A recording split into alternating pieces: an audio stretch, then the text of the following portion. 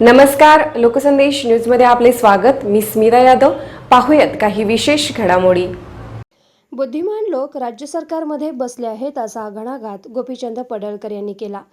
लोकशाहीच्या माध्यमातून आंदोलन करणं हा त्यांना अधिकार आहे, मात्र आंदोलन कोणत्या प्रकारचं असावं हे त्यांनी ठरवलं पाहिजे असं म्हणत चंद्रकांत पाटील यांच्यावर शाईफेक प्रकरणी आपलं वक्तव्य केलेलं आहे। चंद्रकांत पाटील पहिल्यांदा एक पालकमंत्री झाले। आंदोलकांनी त्यांच्याशी चर्चा करावी। सरकारचे कुठले मुद्दे आपणाला मान्य नाहीत, कुठल्या मुद्द्यांवर अडचण आहे, त्यांनी जर तुम्हाला वेळ नाही दिला तर मग तुम्ही उग्र स्वरूपात आंदोलन करू शकता असं स्पष्टीकरण गोपीचंद पडळकर यांनी दिलं।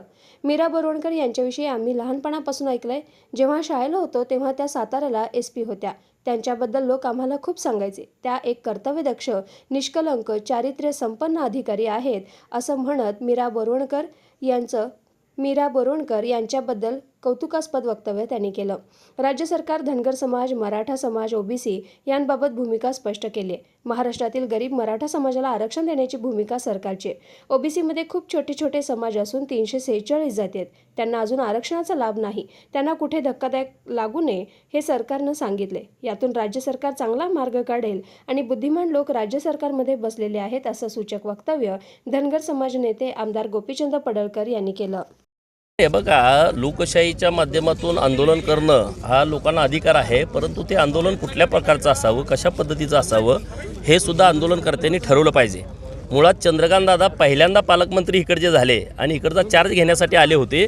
ज्या कुणाला आंदोलकांना त्यांच्याशी चर्चा करा ना, तुम्हाला कुठले मुद्दे सरकारचे मान्य नाहीत, कुठल्या मुद्द्यावरती अडचण आहे, तुम्हाला जर मंत्री महोदयांनी वेळ नाही दिला, तुमच्याशी चर्चा नाही केली तर मग तुम्ही उग्र स्वरूपात आंदोलन करू शकता, परंतु तसं होताना दिसत नाही।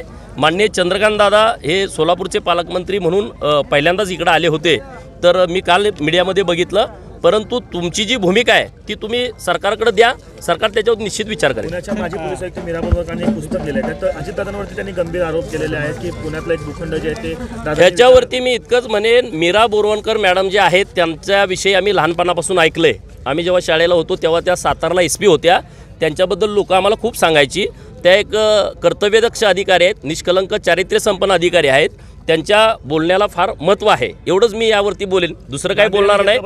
अतिशय सर एक मिनिट, राज्य शासन म्हणत आहे की 9 दिवसात आम्ही मराठा समाजाला आरक्षण, दुसरीकडे फॉर्म्युला देत नाही आहे आणि OBCला धक्का लावणार नाही असं देखील म्हणत आहे। नाही, राज्य सरकार धनगर समाज असेल, राज्य सरकार मराठा समाज असेल, राज्य सरकार OBC समाज असेल, याबाबत राज्य सरकारनं भूमिका स्पष्ट केली आहे। महाराष्ट्रातील गरीब मराठा समाजाला आरक्षण देण्याची भूमिका सरकारची आहे आणि OBC मध्ये खूप छोटे समाज आहेत, 346 जाती आहेत, ज्यांना अजून आरक्षणाचा लाभ झाला नाही, तर त्यांना कुठला त्रास होऊ नये, त्यांना धक्का लागू नये, ही सरकारची भूमिका आहे। सरकारनं स्पष्ट सांगितलंय OBCला धक्का न लावता, कारण 50% जास्त तर बसू शकत नाही, 16% तर OBC शिल्लक आहेत, 27% होते, 11% बाजूला केलेले आहेत आणि आता मराठा समाजाला आरक्षण मागे 16% दिलं होतं।